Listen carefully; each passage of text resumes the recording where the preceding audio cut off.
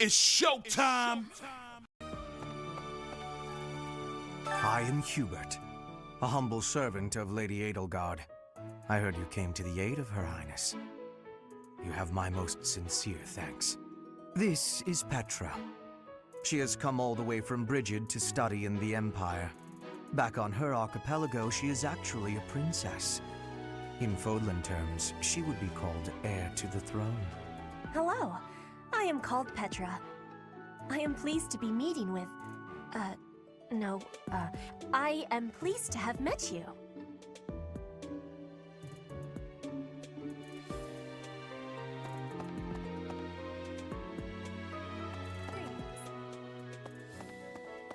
Hey!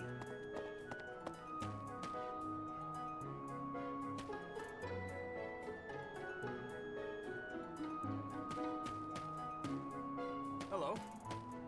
Please accept my apologies for the other day. You came to our aid, yet I hadn't even the courtesy to properly introduce myself. I am Dimitri Alexandra Blathid, Crown Prince of the Holy Kingdom of Fargus. Of course, at the Academy, I am simply a student. And I've heard word that you are to become a professor here. Delightful news. I still have much to learn, but I'm confident I could benefit greatly from your guidance. In any case, welcome to the monastery. I hear you're investigating the different houses here. Did any of the Blue Lions catch your attention? Me? Oh, please forgive me. It's difficult to open up on the spot, don't you think? I'm afraid my story has not been a pleasant one. I do hope that doesn't color your view of me, but I understand if that can't be helped.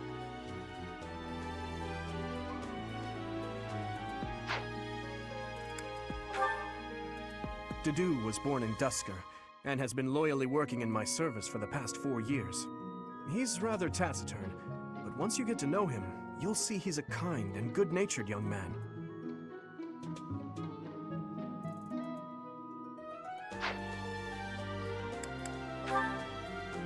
He's the adoptive son of Lord Lenato of Castle Gaspar, but I hear he was born a commoner. He has an extremely earnest personality, so I'm certain he will approach your lectures with great enthusiasm.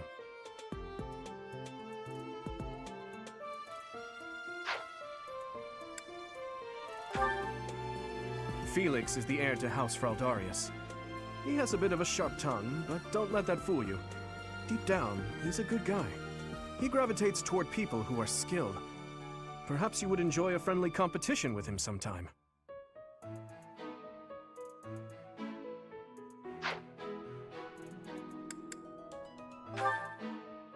Sylvain is the heir to House Gautier. He is a capable person who highly values his friends.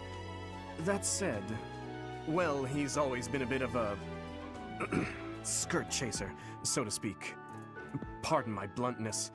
I speak with him about it often, but it doesn't seem to help.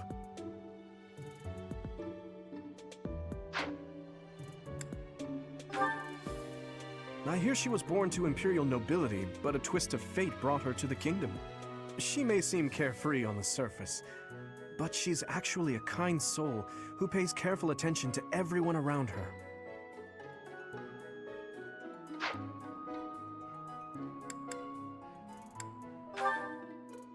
Annette is Baron Dominic's niece.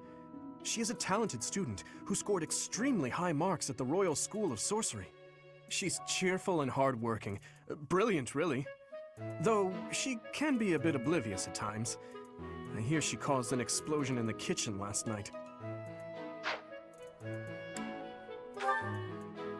Ingrid is Count Galatia's daughter. She is also a childhood friend of Felix, Sylvain, and myself. She is diligent, industrious, and principled. In truth, she is more knightly than most knights you will ever meet. I appreciate your effort.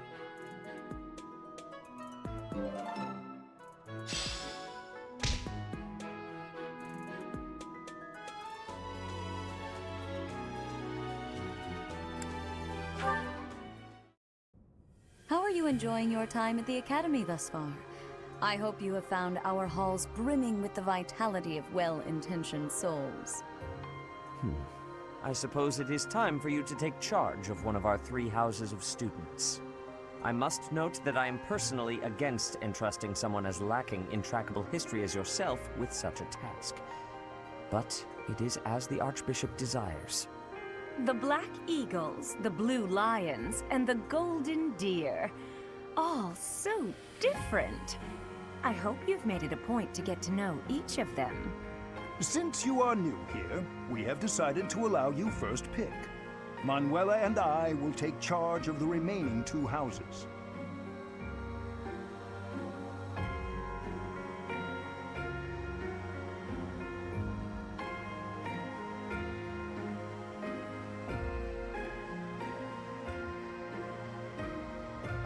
So you have chosen the Black Eagles led by Edelgard, correct? Your heart has made its choice, then. All I ask is that you guide these open minds with virtue, care, and sincerity. They are all promising youths who bear the weight of Fodlan's future upon their shoulders. I hope you appreciate what an honor it is to lead them. Brother? Oh, I am so sincerely sorry. I did not mean to interrupt. I'm in the middle of something, Flame. Is it urgent?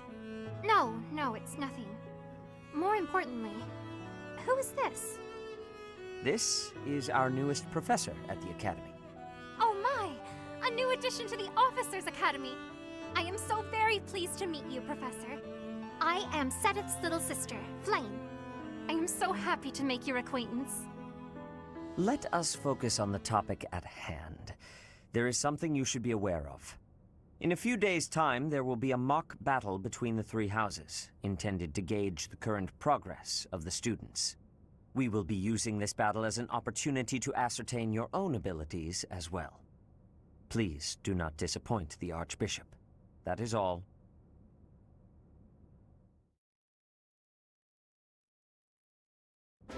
Wait, so our new professor is you? I didn't see that one coming. Easy, Caspar. Aren't you being a bit rude? You know it's a waste of time to expect politeness from him.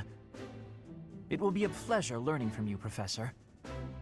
Now, if you'll excuse me, I'm off to take a nap. Don't look at me like that! Oh, and please don't talk to me too much either. I'm sorry for the chaos you've walked into. I hear we are rather close in age, Professor. I hope you do not mind if we treat you like one of us. In our class, we try to treat each other as equals, despite any differences in age or status. Personally, I would love to include you in that inner circle.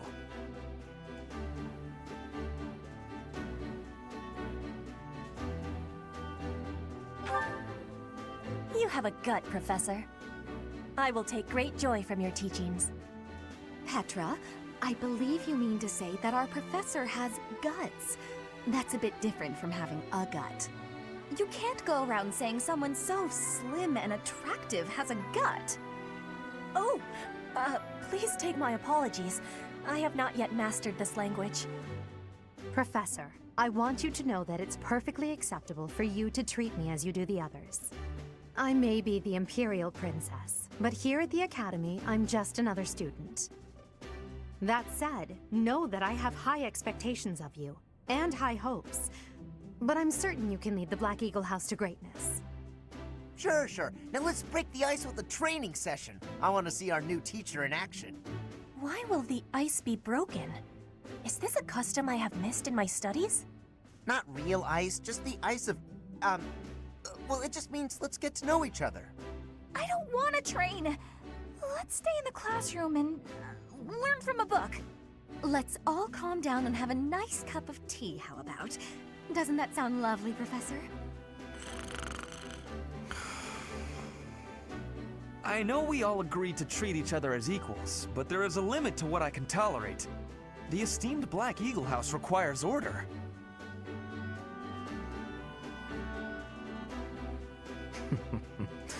Looks like your first job will be to quiet down this racket.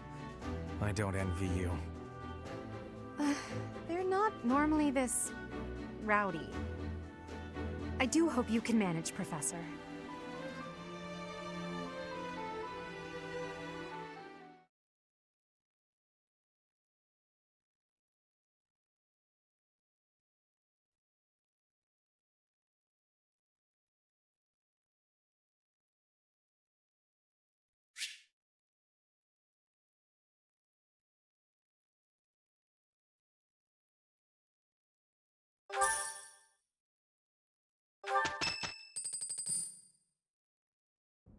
Say, while you're here, I'd like to use this device I designed to determine whether the power of a crest resides within you.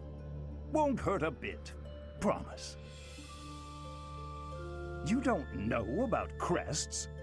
Well, allow me to tell you everything, absolutely everything about them. Is your calendar clear? This will take a while. Crests are a fascinating topic, but before one can dive deeply into said topic, one must first understand what crests are. They are power incarnate. They are said to have been bestowed upon humans by the goddess countless ages ago. They exist within the flesh and are passed down through bloodlines. Those who carry crests may excel at magic, display exceptional strength, or any number of boons. Each crest has its own power, the nature of which is beyond mortal understanding. For now.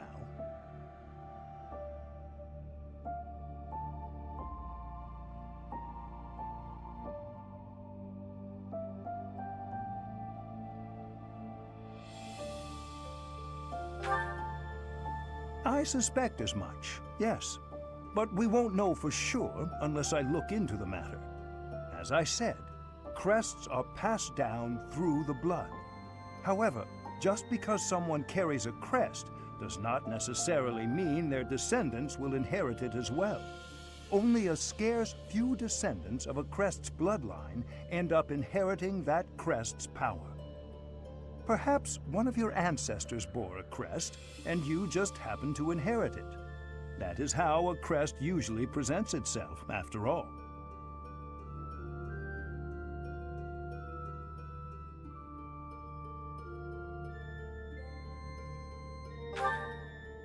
Yes, of course. I'll get to the bottom of it straight away. Now then, please go ahead and hold out your arm over this device here. What is this? A pattern I've never seen before. Is it possible an as yet undiscovered crest has been detected? To think there are still crests out there that even I am unaware of. How thrilling! Pardon my unrestrained jubilation. I have much to consider. You may leave now. I have more research to do in regard to this crest. Yes, so very much more research. But for now, your work here is done. What could this line here be indicating? Perhaps it represents a lack of symmetry. Or perhaps... What in the world? Oh, I see. It may be connected to that, but to a greater degree than usual.